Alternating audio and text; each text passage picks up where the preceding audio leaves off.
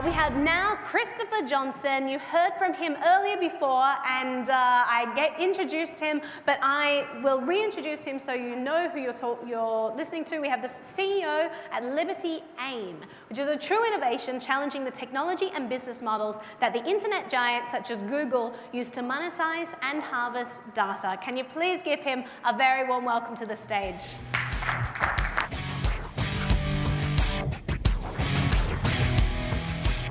Good afternoon. I'd like to thank the guys who are talking about GDPR because I guess we're going to show you how you can be private. So I'm going to show a quick video.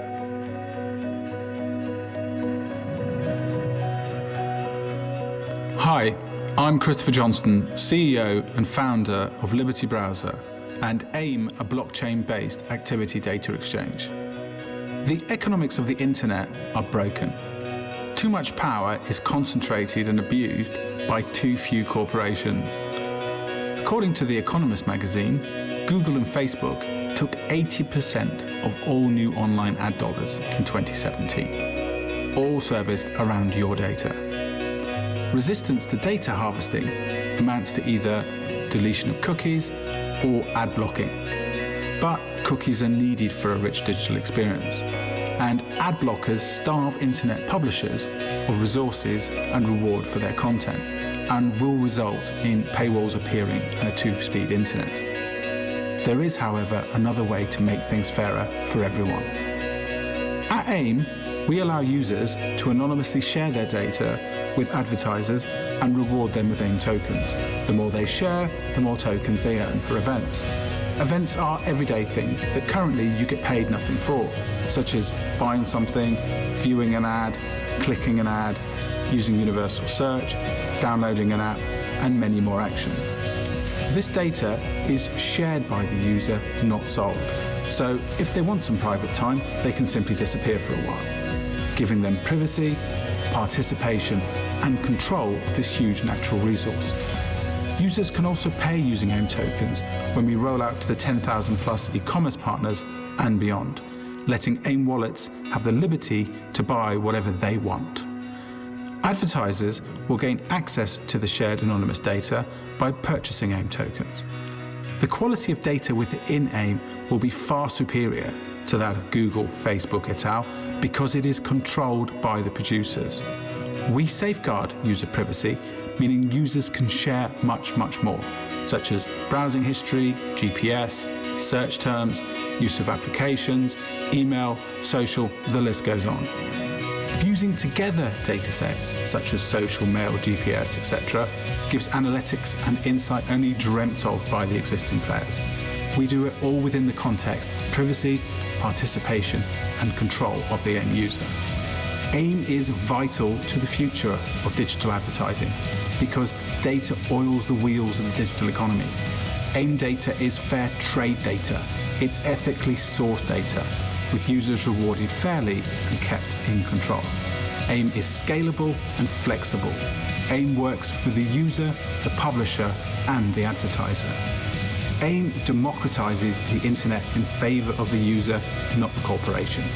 Join us in our journey to reclaim your digital sovereignty.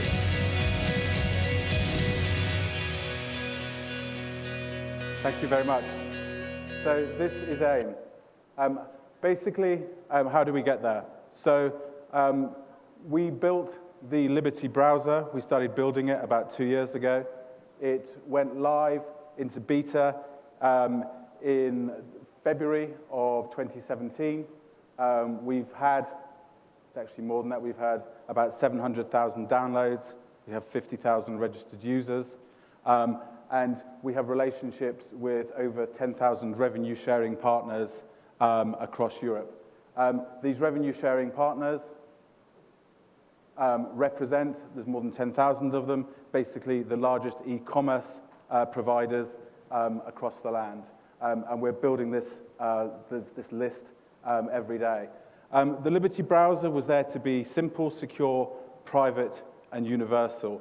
It has proprietary, it's built on proprietary patents, so it's built on virtual SIM technology, which we have, and it's the virtual SIM technology that allows us to actually work in an anonymous or pseudonymous way.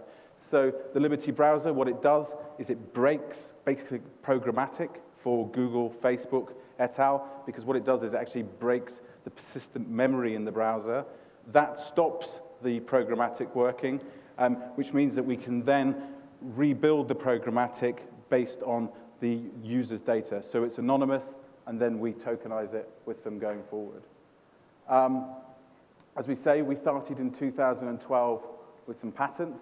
We were basically far beyond the sort of technology of the time. So we built the patents. The first one was granted in 2015. We then went out and raised a couple of $1 million worth of funding. And we built our first product with Telecom Italia, Wico, and Quant, who was also a shareholder. And then we started our deployments in 2017. Our team is built between London, Milan, and Wrocław in southwest Poland. The reason that we are in Wrocław is because the only place in Europe that has decent browser builders is Wrocław, because that's where Opera are based. So we stole a lot of the top talent from Opera. And myself, I invented the fundamentals which Apple Pay and Google Pay and Samsung Pay are actually built on, which I did 17 years ago.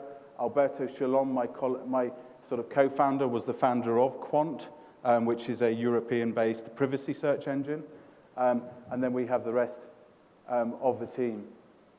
The token economics, we use the token to both buy and sell the data in it. We use traditional measurements for that, and we reward the user on a 4-to-1 basis. So for every 4 units of data that we sell, the user gets 1 data, which obviously has an inflationary effect on the token itself. When the user can choose to either take the tokens and hold them, or alternatively, for some people who are not huge users of the internet, the amount might be $1 or $2 a month. What we want to use is the vast natural resource that is data for good causes as well. So we believe that there is a charitable angle to this, so that we can take the $135 billion that Google take. We will be able to get, okay, only a small chunk of it in the beginning, but we could put that towards the fight for cancer or to fight world hunger. So, there is very good reasons that we can actually liberate this value as we go forward. The token allocation, I will go through. We will be starting our private sale at the end of March with our ICO in the middle of April. And that's it. Any questions? 15 seconds. And we're very different to Brave, if anyone asks. It's always a question we get asked. We do have time for a quick question, if you'd like. Do we have that microphone down front? Just speak loudly in the meantime. What is that trading fund? Data trading fund, what is that? The data trading fund. So the data trading fund is, obviously, we have to buy the tokens from the user. So when we first go live, we will be buying a lot of data from the user as we build up the data set. So this is a way of distributing tokens to our user base as we grow. The user base that we have comes generally from preloading. So we do deals, which we have already done with handset manufacturers, so that our mobile browsers, at least, are preloaded into the devices.